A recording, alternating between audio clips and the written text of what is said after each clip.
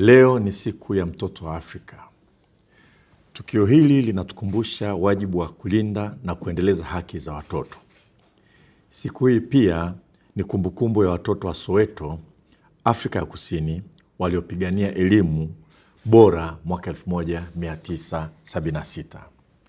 Kama tunavyofahamu, elimu ni moja ya vipaumbele vikuu vya nchi yetu, kama inavyoonekana katika dira ya taifa na kama ambavyo rais wetu Mheshimiwa Dr. Samia Suluhu Hassan mara nyingi anasisitiza. Katika hili, msisitizo mkubwa ni kuhakikisha usawa katika elimu, ikiwa ni pamoja na usawa wa kijinsia.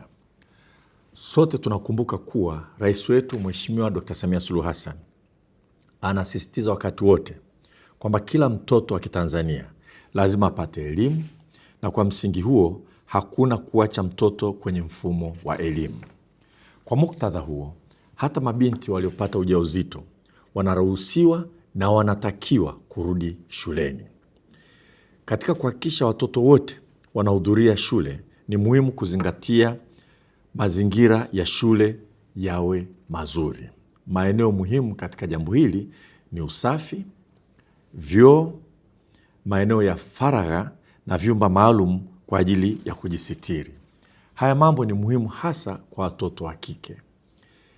Kauli mbiu ya mwaka huu katika siku ya mtoto wa Afrika ni kuhakikisha upatikanaji wa huduma za maji safi, usafi wa mazingira na usafi kwa kila mtoto barani Afrika.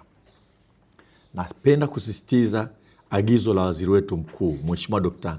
Mwigulu Lameck Nchemba kwamba halmashauri zote hapa nchini zihakikishe shule zetu zote ziwe na vyoo kwa viwango vinavyokubalika. Wadhibiti ubora wa shule maeneo yote wanapaswa kufuatilia jambo hili, kwamba agizo la waziri wetu mkuu linazingatiwa na kutekelezwa na taarifa ziendelee kutolewa. Haya mambo ni muhimu sana kuhakikisha kwamba watoto wote, hasa watoto wa kike, wanahudhuria shule, kuhakikisha kwamba azma ya serikali na azma ya rais wetu ya kuwa na usawa katika utoaji wa elimu kwa kweli inafikiwa.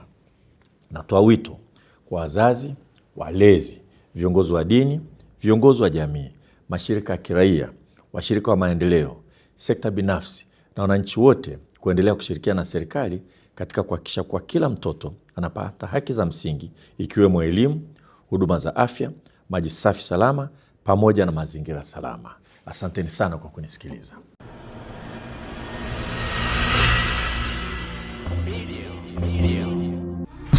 Usisahau kusubscribe, kulike